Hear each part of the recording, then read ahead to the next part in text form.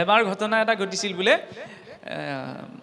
নাৰায়ণ গৰুড়ৰ সৈতে কৈলাশলৈ আহিছিল মহাদেৱৰ সৈতে বিশেষ কিবা এটা আলোচনা কৰিবলৈ তাৰ পৰা কৈলাশৰ দুৱাৰতে গৰুড়ক ক'লে বোলে তুমি ইয়াতে খন্তেক ৰোৱা মই মহাদেৱৰ সৈতে বিশেষ আলোচনা আছে গতিকে মই তেওঁৰ সৈতে আলোচনা কৰি আহোঁ গৰুড়টো পক্ষীকুলৰ অধিপতি হয় কৈলাশৰ সেই উপবনৰ মাজত এটি গছৰ ডালত সুন্দৰ টিপচি চৰাই এটি পৰি আছিল আৰু তেতিয়া স্বাভাৱিক পক্ষীকুলৰ অধিপতি যেতিয়া পক্ষীৰ প্ৰতি চকুটো যাবই এনেই চৰাই এজনী পৰি থাকিলে আমাৰ সাধাৰণ মানুহে চকুটো যায় তেতিয়া ভাবিছে ইমান ধুনীয়াকৈ বোলে আনন্দ মনে চৰাইটোৱে সেই উপবনখনত বিচৰণ কৰি আছে গৰুড়ই সেই মনোহৰ দৃশ্যকে চাই তাত ৰৈ আছিল তেনেকুৱাতে কৈলাশলৈ আগমন ঘটিল যমৰাজক দেখি পেলাই গৰুড়ই লাহেকৈ প্ৰণাম কৰিলে সম্ভাষণ জনালে আৰু ধৰ্মৰাজ বুলি তাৰপৰা যমৰাজে কৈলাশৰ ভিতৰলৈ সোমাই যাতে চৰাইটোলৈ অকণমান বেকাকৈ চাই থৈ গ'ল তেতিয়া গৰুড়ই ভাবিলে যম চকু পৰিল যদি এইটো বেছি সময় নাথাকে আৰু সেইবুলি ভাবি যমৰাজাক কৈলাশলৈ সোমাই গ'ল সেইখিনি সময়ত গৰুড়ই কি কৰিলে আৰু নিজৰ বংশ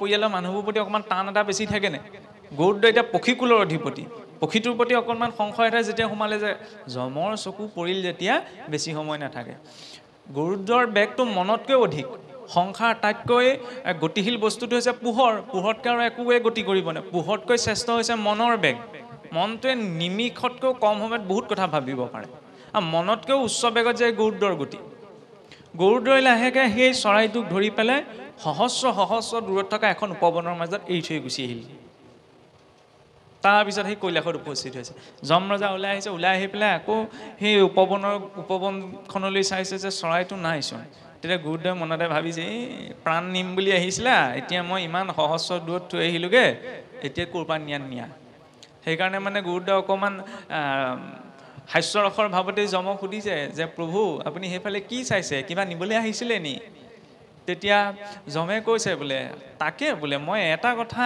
অথনি মই কৈলাশৰ ভিতৰলৈ সোমাই যাওঁতে উপবনখনত বৰ ধুনীয়া চৰাই এটা চৰি আছিল তাকে মই দেখিলোঁ দেখি পেলাই সি আনন্দ মনে ইমান বিচৰণ কৰি আছে কিন্তু মোৰ ধ্যানত এইটো গোচৰ হৈছে যে ইয়াৰ পৰা সহস্ৰ বছৰ দূৰত আকৌ এখন উপবনতে চৰাইটো সাপ এডালে ভক্ষণ কৰিলে গতিকে মই এইটো ভাবিয়েই মানে অকণমান পাৰ পোৱা নাই যে ইমান কম সময়ৰ ভিতৰত ইমান সহস্ৰ যোজন দূৰত সেই পক্ষীটোক পালেগৈ কেনেকৈ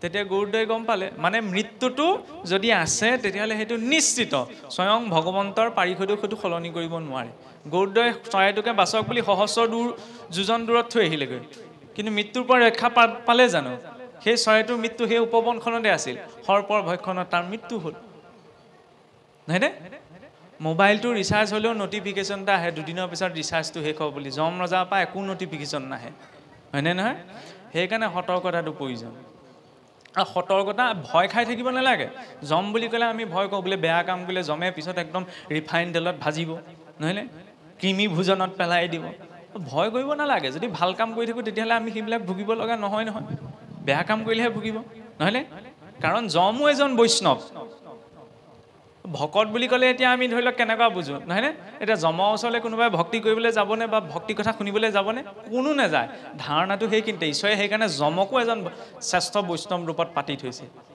যম বুলি ক'লেতো আমাৰ মানুহে ভয় খায় মৃত্যু বুলি ভাবে নহয়নে কিন্তু 12 বৈষ্ণৱৰ ভিতৰত এজন প্ৰধান বৈষ্ণৱ যমো এতিয়া যমৰ ওচৰলৈ যাবলৈ পাৰিলেও ভক্তজনে ভালহে পাব বোলে বৈষ্ণৱৰ ওচৰলৈ আহিছে গতিকে ভকত যদি যমৰ ওচৰলৈ যায় তেতিয়াহ'লে অধোগতি নাই একে লাইনৰ মানুহ হ'লে আপত্তি নাই নহয় যদি লাইনটো বেলেগ হয় তেতিয়াহে অকণমান খেলি মেলি হ'ব নহয়নে সেইকাৰণে মানে ভকতৰ এই ভাগৱতত বা গীতাত যে বাৰে প্ৰতি এইটো প্ৰসংগ আহে ভকতসকলে একদম ডাংকুপ মাৰি মানে কয় আৰু প্ৰভু এই স্বৰ্গ পালেও মোৰ আপত্তি নাই নৰক পালেও আপত্তি নাই মুঠতে তুমি লগটো এৰিব লাগে বৰ টেঙৰ মানে জানে স্বৰ্গলৈ গ'লেও ধৰি লওক ভকতি কৰিলে তাতো এটা বহুত উচ্চ পৰ্যায়ে পাব কাৰণ ইন্দ্ৰাদি দেৱতাসকলৰ নমনীয় হৈ পৰিব আৰু নৰকলৈ গ'লেও নৰকত চিন্তাই নাই যম স্বয়ং বৈষ্ণৱ কেতিয়াও শাস্তি ভুগিবলৈ নিদিয়ে নহয়নে সেইটো এটা দৰ্শন বুজাব বিচাৰিছে মানে ভক্তজনৰ অকল্যাণ ক'তো নাই আৰু ভক্তি আচৰণ কৰিলে কি হয় কেতিয়াও জীৱ পতিত হ'ব লগা নহয় কিবা কাৰণত তেওঁ অধোগতি লাভ কৰিব পাৰে যেনেকৈ ইন্দ্ৰদম্য হাতী হৈছে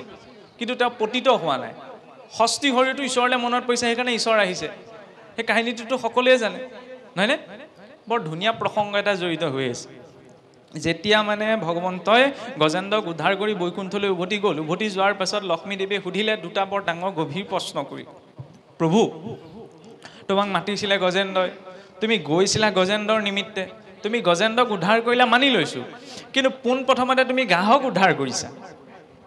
কিন্তু গ্ৰাহেতো তোমাক স্মৰণ কৰা নাছিলে, গ্ৰাহে তোমাক বিচৰাও নাছিলে। গৈ পেলাই তুমি গ্ৰাহক প্ৰথমতে স্বৰ্গলৈ পঠালা, তাৰ পাছতহে তুমি গজেন্দ্ৰক বৈকুণ্ঠলৈ পঠাইছা। গ্ৰাহেতো তোমাক বিচৰা নাছিলে, তুমি গ্ৰাহক কিয় গতি দিলা? প্ৰথমটো কথা। আৰু দ্বিতীয় কথা হ'ল কি, তুমি প্ৰথমতে গজেন্দ্ৰক বৈকুণ্ঠলৈ পঠাই ল'ব লাগিছিল, তাৰ পাছতহে গ্ৰাহক তুমি কি দিয়া, কি গতি দিয়া নিদিয়া সেইটো কথা ভাবিব লাগিছিল। প্ৰথমতে তুমি গ্ৰাহকহে গতি দিলা। সেই কথাটোতে আচলতে ঈশ্বৰত অৰ্পণা কৰি কৰা কৰ্মৰ গোটেই দৰ্শনটো সোমাই আছে। কেনেকৈ? তেতিয়া দেৱী লক্ষ্মীক ভগৱন্তই কৈছিল যে, হে দেৱী চোৱা, যে পোনপ্ৰথম গজেন্দ্ৰই মোক স্মৰণ কৰিছিল সত্য, কিন্তু গজেন্দ্ৰই মোক স্মৰণ কৰাৰ লগে লগে তেওঁ মোৰ এজন একান্ত ভক্ত হৈ পৰিছিল, যেতিয়া মোক সমৰ্পণ কৰিলে। আৰু সেই ভক্তজনৰ চৰণত কোনে ধৰি আছিল? গ্ৰাহে। গতিকে ভক্তৰ চৰণত যি ধৰিব তেওঁক প্ৰথমতে আগতে পঠাম মই।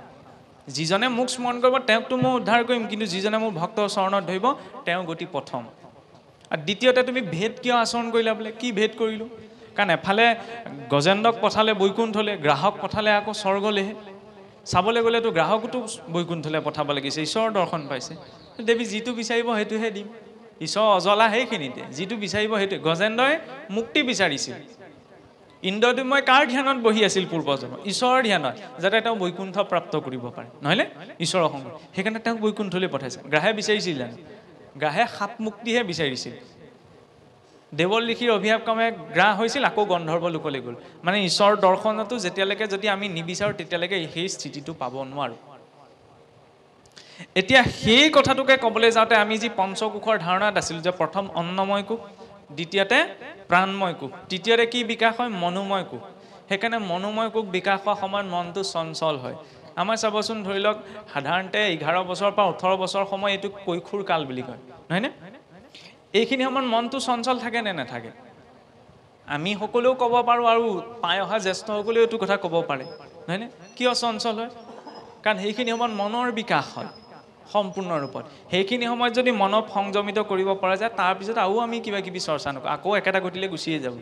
সেইকাৰণে এনেকুৱা কেতিয়াবা দেখা পায়নে, নাম ক'ব বিচৰা হোৱা নাই, যে কিছুসকল লোক এতিয়া তথাকথিত আমাৰ অসমখনতো ওলাই আছে, নহয়নে? বৰ্তমান পিছত বোলে বহুত জ্ঞানী, বহুত ভাল ভাল মানুহ, কিন্তু সময়ত গৈ এনেকুৱা এটা কৰ্মত লিপ্ত হোৱা দেখা যায়গৈ যিটো মানে সাধাৰণ মানুহে কল্পনাও কৰিবগৈ নোৱাৰে। এনেকুৱা ঢেৰ উদাহৰণ আছে গোটেই দেশখনত। কিয় হ'বলৈ পায়? কাৰণ তাৰ পাছৰ পৰ্যায়ত একদম গুণী জ্ঞানী গৰিমা মণ্ডিত হৈছোঁ, সেইটো জৰুৰী নহয়।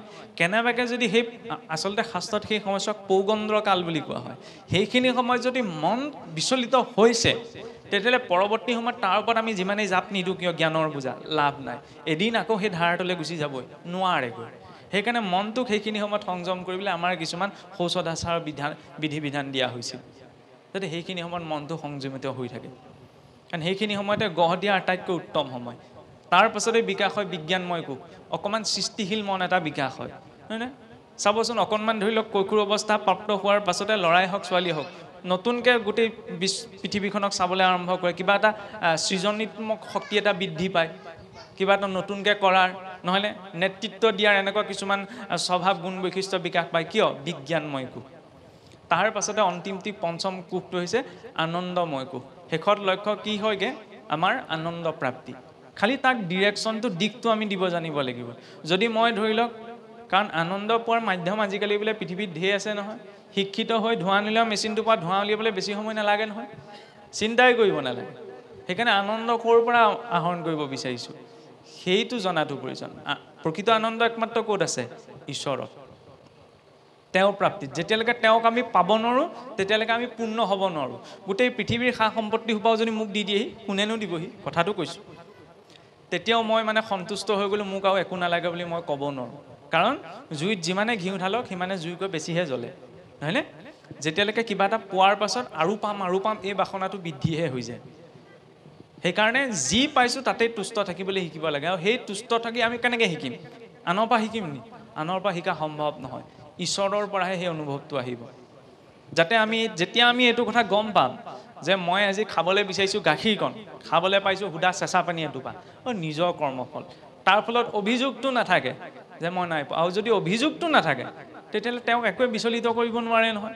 পাইছে নাপাইছে কি তেওঁৰ কাৰোবাৰ প্ৰতি সেই ইচ্ছাটো প্ৰকট হ'ব নি যে মই জীৱনত পোৱা নোপোৱাৰ প্ৰতি তেওঁ কোনো ধৰণৰ তেনেকুৱা ধৰণৰ চিন্তা মনলৈ নাহে আৰু সেই চিন্তাটোক যেতিয়া আমি মনৰ পৰা নিজৰ জীৱনৰ পৰা আঁতৰাব পাৰিম তেতিয়াই স্থিৰতা আহিব আৰু য'ত স্থিৰতা আহিব তেতিয়াই ঈশ্বৰ প্ৰাপ্ত হ'ব কাৰণ যেতিয়ালৈকে পানীখিনি লৰচৰ হৈ থাকিব তাত সঠিক প্ৰতিবিম্বটো আমি দেখা নাপাওঁ নিৰ্মল পানীতহে চন্দ্ৰৰ শুদ্ধ প্ৰতিবিম্বটো দেখা পোৱা যায় ঠিক নে হৃদয়খনত যেতিয়া নিৰ্মলতা আহিব স্বভাৱতে ঈশ্বৰ তাত বিদিত হ'ব খালি সেইখিনি সময়ত নিজৰ দায়িত্বটো বুজিবলৈ আত্মচিন্তনটোৰ লগত প্ৰয়োজন যে মই কোন হয় ভগৱন্ত কৃষ্ণই অৰ্জুনক সাংখ্য যোগৰ যেতিয়া কি বুজাব যে তুমি পৰমাত্মাৰ অংশৰূপী জীৱাত্মা হয় আৰু সেই জীৱাত্মা এই পঞ্চকোষৰ ভিতৰত আনন্দময় কোষৰ ভিতৰত বিদ্যমান থাকে কাৰণ আমাৰ শৰীৰ তিনিটা আছে এটা হৈছে স্থূল শৰীৰ এটা সূক্ষ্ম শৰীৰ